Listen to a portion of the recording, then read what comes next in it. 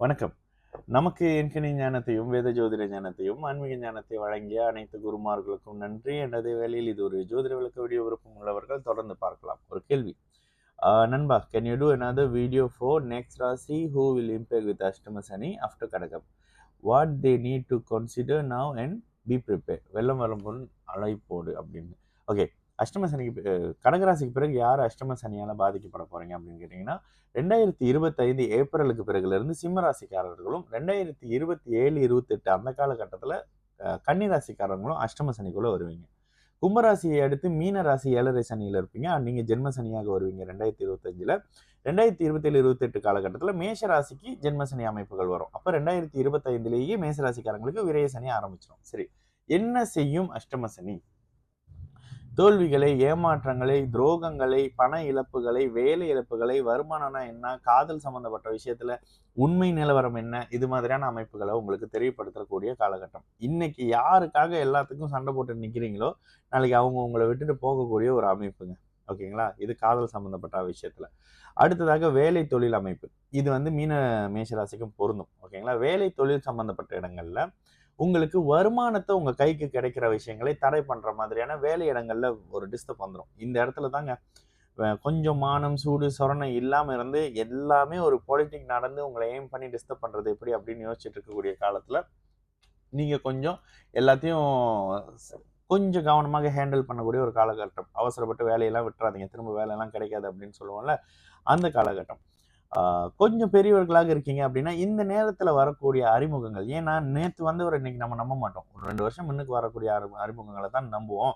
மீனராசிக்காரங்க இந்நேரம் அந்த அமைப்புக்குள்ள அந்த அறிமுகத்துக்குள்ள வந்திருப்பீங்க. சிம்மராசிக்காரர்களும் யாரால கவலைப்பட போறீங்க அப்படின்ற மாதிரியான சில விஷயங்கள் இந்நேரம் அதற்கான அறிமுகங்கள் வந்திருக்கும். ஓகேங்களா? எந்த நபர் உங்களை ஹர்ட் பண்ண போறாரு அப்படின்றது.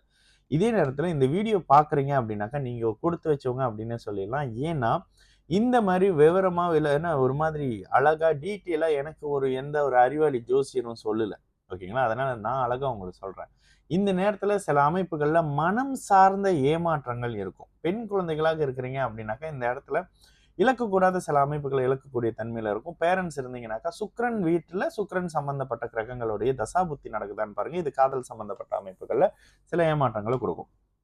தொழில் மாதிரியான அமைப்புகள்ல நீங்க ஏதாவது இன்வெஸ்ட்மெண்ட் பண்ண போறீங்க அப்படின்னா இங்க 1க்கு 100 முறை நீங்க செக் பண்ண வேண்டியிருக்கும். சிம்ம ராசிக்காரங்களும் மீன ராசிக்காரங்களும். ஏன்னா இயல்பாகவே இந்த நேரத்துல உங்களுக்கு ஆல்ரெடி அந்த அறிமுகங்கள் இருக்கும். இப்ப கன்னி ராசிக்காரங்க அப்படின்னு வந்தீங்கன்னா கன்னிராசிக்காரங்களுக்கு இந்த காலகட்டத்தில் புதிய அறிமுகங்கள் வருது அப்படின்னா மிகப்பெரிய மிக மிக மிக மிக கவனமா இருங்க. ஏற்கனவே ஆல்ரெடி நீங்கள்லாம் ஒரு மாதிரி கிளாஸ்ல இருப்பீங்க. 7ல் ராகு அப்படின்றது, 6ல் சனி இருக்கிறது ஒரு மிகப்பெரிய பாதுகாப்பு. ஆனால் அடுத்த சனி கண்டக சனியா வந்து அதுக்கப்புறம் அஷ்டம சனியாக வருவார்.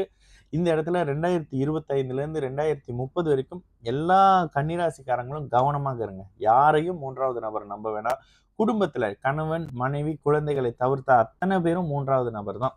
அதற்கான அறிமுகங்கள் எப்பொழுதுமே 2.5 வருஷம் முன்னுக்கு வருங்க. காதலோ தொழிலோ ஏதோ ஒன்று இந்த நேரத்தில் இன்வெஸ்ட்மெண்ட் பண்ணாமல் இருக்கிற வேலையை விட்டுட்டு இருக்கிற சேவிங்ஸை எடுத்து போட்டு எந்த விஷயமும் பண்ணாமல் ஸ்கேமில் போய் வராமல் அந்த ஸ்கேம் சம்மந்தப்பட்ட விஷயத்தெல்லாம் அழகாக உட்காந்து விளக்கிட்டு இருப்பாங்க பாருங்க. இந்த மாதிரியான நபர்களின் பார்வை ஃபுல்லாவுமே இப்போ இந்த சிம்மம், கன்னி, மீனம், மேஷ ராசிக்காரங்க மேல தான் இருக்கும். அதாவது அவங்க இந்த ராசிக்காரங்களா அப்படின்னு ஏம் பண்ண மாட்டாங்க. இந்நேரம் நீங்க ஏம் பண்ண பட்டுக்கிட்டு இருப்பீங்க ஸ்கேம் மாதிரியான விஷயத்துல. இது எல்லாத்தையும் தவிர்த்துருங்க. பாக்கெட்ல இருந்து காசை எடுக்கணும் அப்படின்னாலே 100 தடவை யோசிங்க. ஏன்னா பணம் அடுத்த ஒரு 5 வருடத்துக்கு உங்களுக்கெல்லாம் வந்து பணம் கைக்கு வர்றது ஒரு சங்கடமான நிலையா இருக்கும். போராட்டமாவே இருக்கும். வேற ஒருத்தருக்கு ஜாமீன் கையெழுத்து போடுறேங்க அப்படின்னு நிக்கிறவங்க உங்க சொந்த ரிஸ்க்ல நீங்களே வந்து சூனியம் வச்சுக்கிறீங்க அப்படின்ற மாதிரியான விஷயம். அந்த காசு திரும்ப வரவே வராது. அவர் யாரா வேணாலும் இருக்கட்டும், நான் சேலஞ்ச் பண்றேன் உங்களை. ஓகேங்களா? யாருக்கு வேணாலும் இருங்க. சொந்தக்காரங்களோட சேர்ந்து பண்றேன், மச்சானோட சேர்ந்து பிசினஸ் பண்றேன், அவரோட சேர்ந்து பண்றேன், இவரோட சேர்ந்து பண்றேன் அப்படின்னாலும் குடும்பத்துல உங்களுடைய பேரை கெடுத்துக்கிற மாதிரியான சில அமைப்புகள் இருக்கும். ஓகேங்களா? இதற்கு அடுத்த நிலையில குழந்தைகளாக இருக்கிறீங்க அப்படின்னா படிப்பு சார்ந்த விஷயத்துல இந்த 5 வருஷத்துக்குள்ளதான் உங்களோட ரிசல்ட் வருது அப்படின்னா இது உங்களுடைய புதனின் வலுவுக்கு ஏற்ப இருக்கும். ஆனாலும் இங்க கவன சிதறல், கொஞ்சம் கவனக்குறைவு, சின்ன சின்ன இடத்துல மிஸ்டேக் பண்ற மாதிரியான விஷயம் இருக்கும்.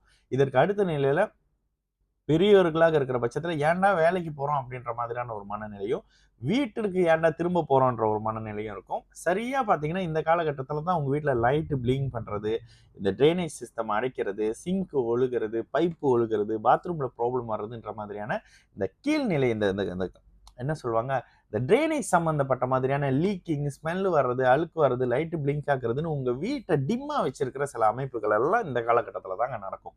ஓகேங்களா? அதனால இது எல்லாம் நடந்தே தீருமா? நடந்தே தீரும். என்ன பண்ணக்கூடாது அடுத்த கட்டமாகன்னு பார்த்தீங்கன்னா, சிம்மராசிக்காரங்க தயவு செய்து கல்யாணம் மாதிரியான விஷயங்களை மிகுந்த கவனத்தோட பண்ணுங்க. இந்த முட்டாள்தனமான 10 பொருத்தத்த பார்த்துட்டு நீங்க இது பண்ணாதீங்க. ஏன்னா, இந்த நேரத்தில தான் சூப்பர். போன ஜென்மம் நேத்து ஒரு வீடியோ பார்த்தேன். நம்ம வீடியோ தான். போன ஜென்மத்தில கல்யாணம் பண்ணவங்க தாங்க இந்த ஜென்மத்திலயும் நீங்க கல்யாணம் பண்றீங்கன்னு சொன்ன ஜாதகம்ன்னு சொல்லி அவர் சொன்னத நானே பேசியிருக்கேன். அத கேட்டு சிரிப்பு தான் வந்துச்சு. இந்த மாரிலாம் இல்லங்க. இந்த சாஸ்திரம்ன்றது நீங்க என்னவாக இருக்க போறீங்க. உங்களுக்கு ஜாதகம், ஜோசியம் தெரியுது அப்படின்னா, 6, 8 தசாபுத்தி அமைப்புகள் வருது.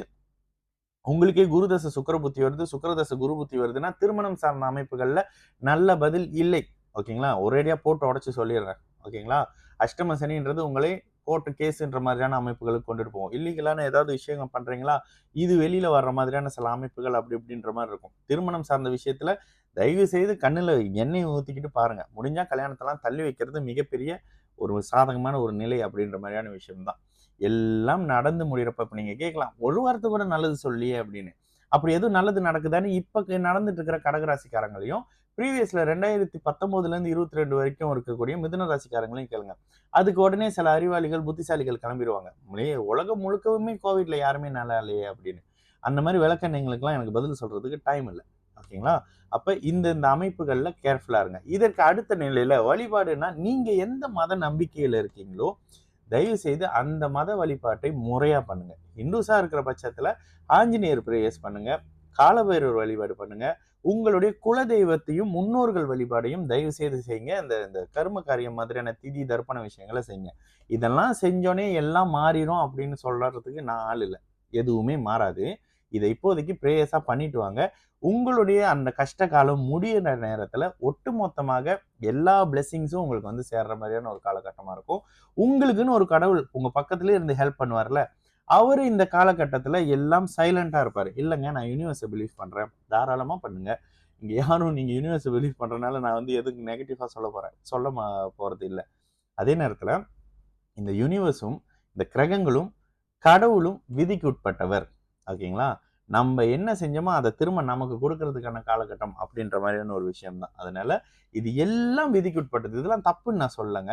இது எல்லாம் விதிக்கு உட்பட்டது. கடவுள் அப்படியே நான் வந்து எல்லாத்துக்கும் கெடுதல் பண்ணுவேன். ஆனா நான் போயிட்டு ஒரு ஹோமம் பண்ணிட்டேன், நான் ஒரு பூஜை பண்ணிட்டேன்றதுக்காக கடவுள் என்ன மட்டும் காப்பாத்திட்டு மத்தவங்கலாம் குத்தி கொன்றுவாரா அப்படின்னு கேட்டா, இது எவ்வளவு பெரிய முட்டாள்தனம். ஓகேங்களா? அந்த மாதிரியான விஷயம் இல்லை அப்படின்றத தயவு செய்து புரிஞ்சுக்கங்க. எல்லாம் விதிக்கு உட்பட்டது. சனியும் விதிக்கு உட்பட்டவர். கடவுளும் விதிக்கு உட்பட்டவர். பிரபஞ்சமும் விதிக்கு உட்பட்டவர். யாரும் இன்னைக்கு நம்ம செய்ற கெட்டதுக்கு நாளைக்கு நல்லது நல்லது இன்னைக்கு செய்ற கெட்டதுக்கு நாளைக்கு நமக்கு கெட்டது வரும் அப்படின்றத நமக்கு சொல்லிக் குடுத்து தான் வளர்த்துருக்காங்க. இந்த அமைப்புல இதெல்லாம் புரிஞ்சுக்கங்க. இதெல்லாம் தாங்க அடுத்த அமைப்புகள்ல நடக்கும். இவ்வளோ டீட்டெயிலா எங்கேயுமே யாருமே சொல்ல மாட்டாங்க.